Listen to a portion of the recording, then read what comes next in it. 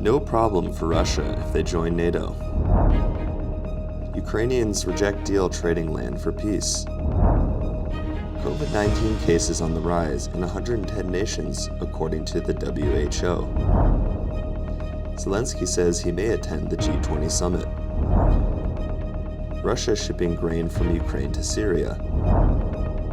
Russian forces withdraw from Snake Island. China deepens Balkan footprint in Bosnia. Russia defaults on foreign debt.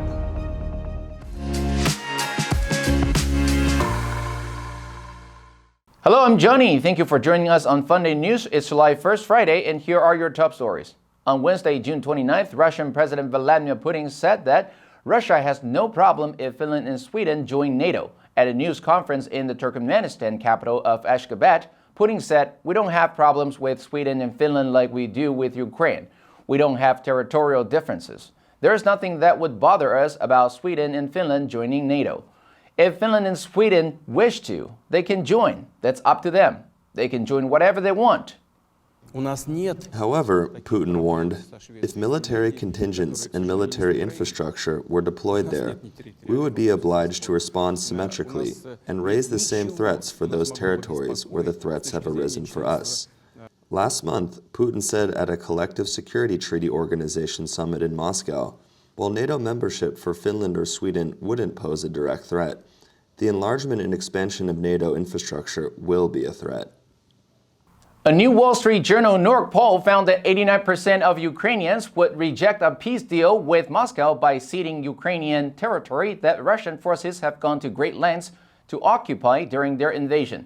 81% of Ukrainians said that their leaders shouldn't negotiate peace by granting Russia parts of Ukraine that Russia has seized.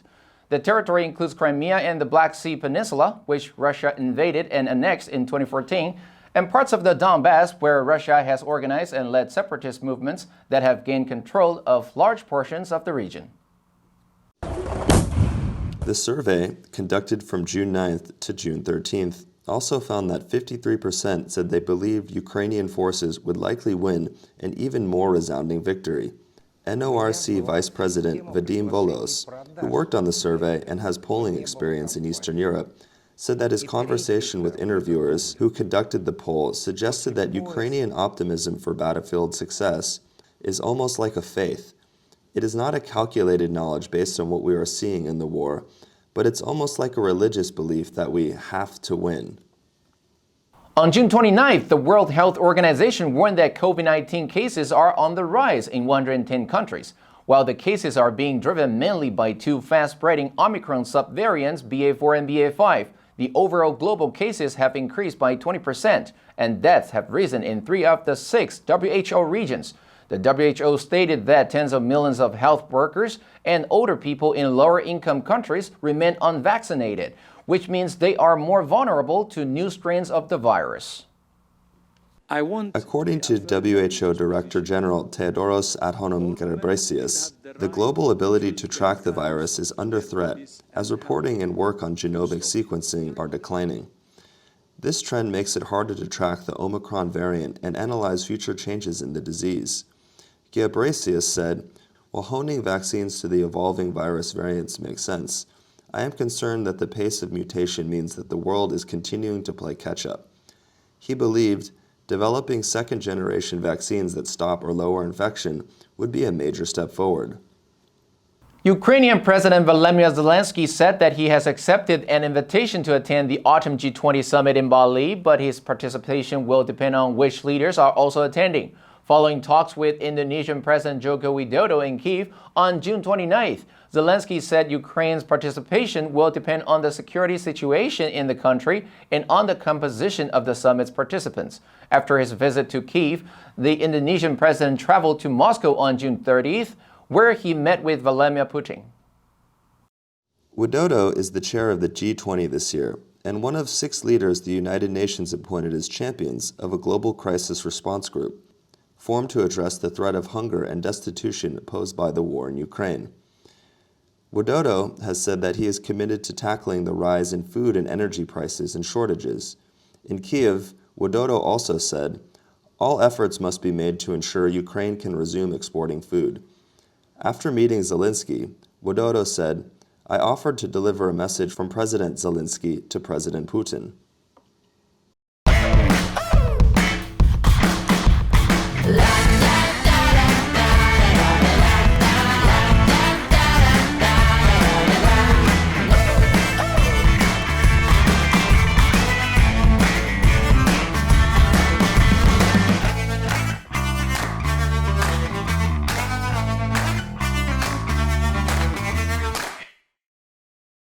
A merchant ship with 7,000 tons of grain left the Russian-occupied Ukrainian city of Berdyansk on June 30th, the first such shipment from the port since Moscow launched its invasion of Ukraine this February.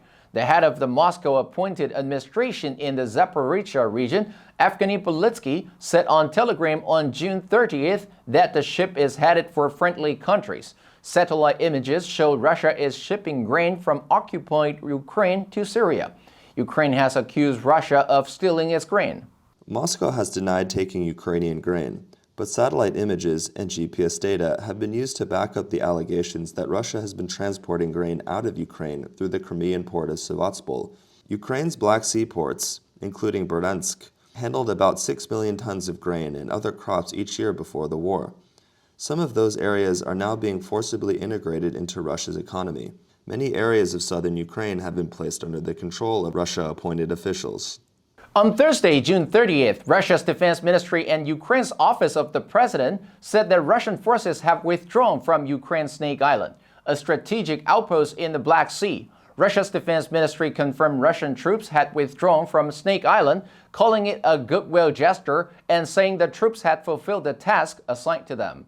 The Russian ministry added that the move showed Russia was not impeding UN efforts to organize a humanitarian corridor to export agricultural products out of Ukraine. Ukraine's Southern Military Command wrote on Facebook that following a successful operation involving missile and artillery units, Russian forces had evacuated from Snake Island in 2 boats. Snake Island, which Russia occupied on the first day of its invasion, achieved fame when Ukrainian border guards stationed there rejected a Russian warship's demand for their surrender. One soldier was recorded as giving the middle finger and saying, "Russian warship, go F yourself." The state-owned China National Aerotechnology International Engineering Corporation, also known as AVIC, is moving forward with plans to build a hydroelectric plant in southeastern Bosnia-Herzegovina while facing growing pushback from local activists. An agreement was signed in Beijing in 2019 between Republika Srpska Prime Minister Radovan Vescovic and AVIC. The entire project is worth around $107 million, but still lacks the necessary legal permits. The media has reported that local activists have sounded the alarm over the project, noting that it is still lacking an environmental impact study on how the plant will affect the Bystrica River.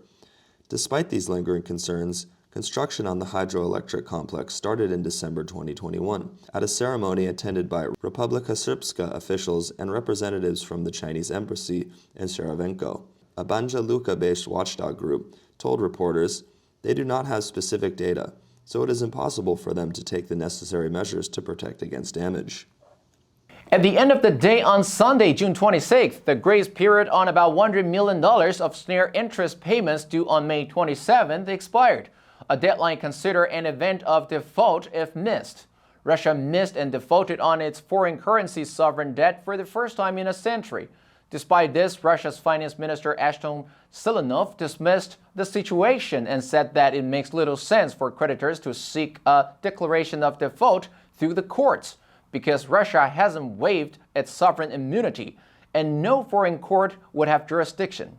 Takahide Kuchi, an economist at the Norma Research Institute in Tokyo, said that most bondholders will keep the wait-and-see approach because they don't need to act immediately. Stakeholders may choose to monitor the progress of the war, since claims only become void 3 years from the payment date.